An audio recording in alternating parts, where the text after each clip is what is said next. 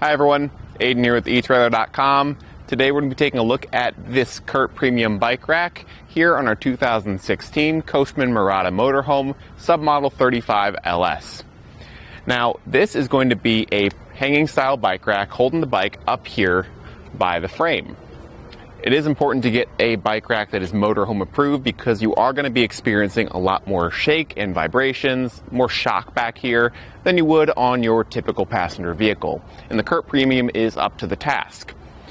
It is capable of carrying up to 4 bikes with a total weight capacity of 180 pounds. So all 4 of your bikes added together shouldn't exceed that amount. Just make sure you're hauling everything safely. And with these attachment points here, we did say it's hanging by the frame. You've got these 2 rubber bands, rubber straps more, strapped over the top of the frame here, kind of holding it in these cradles, as well as a third one wrapped around our seat post. That's going to be our anti-sway cradle. That's going to keep the side-to-side movement down to a minimum. It is still going to move, but it'll limit it, helping to reduce bike-to-bike contact and some bike to potentially motorhome contact.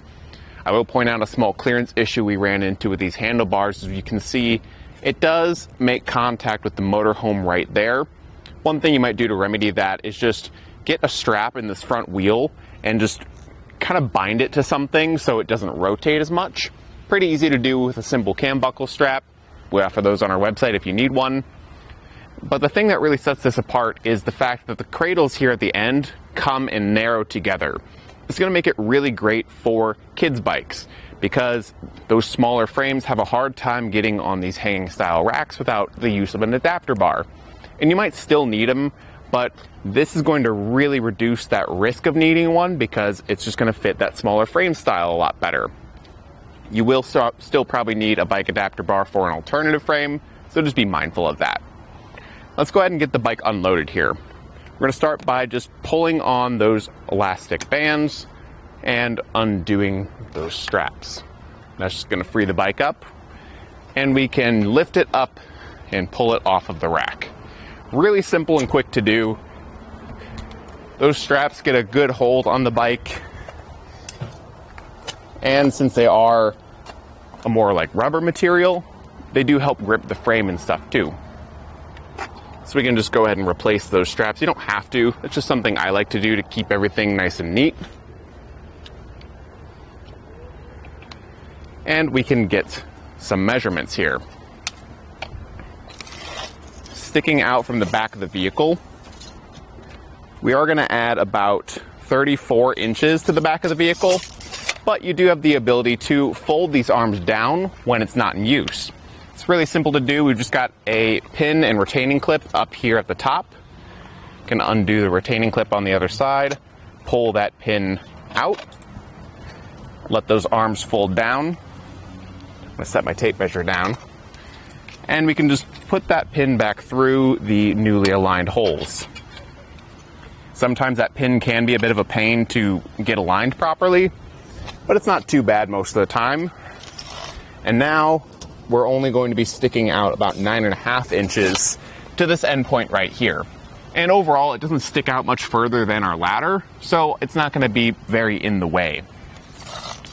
Our ground clearance here is going to be 17 inches to the bottom of the rack here. Plenty of clearance. It sits really close to the vehicle, so I'm not worried about that either. It does come with an anti-rattle bolt, so it's going to keep things nice and secure in the hitch here. So even though it does come close, there's not much movement, and I'm not worried about it making contact with the motorhome. You do have the ability to tilt the rack away. That's really not going to be a big deal for the motorhome here. It's really more for passenger vehicles to get hatch access, but you can see here we've got full access to everything like our ladder, and we don't have any compartment doors back here, so we don't really need that tilting feature on this.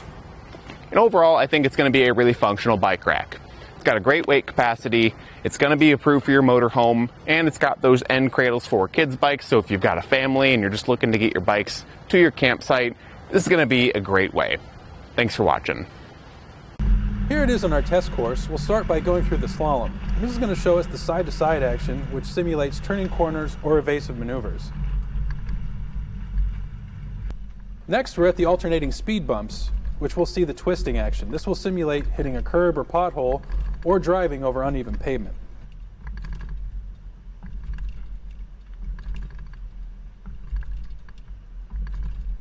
Finally, we have the full speed bumps, where we'll see the up and down action, which is just like driving out of a parking lot, garage, or driveway.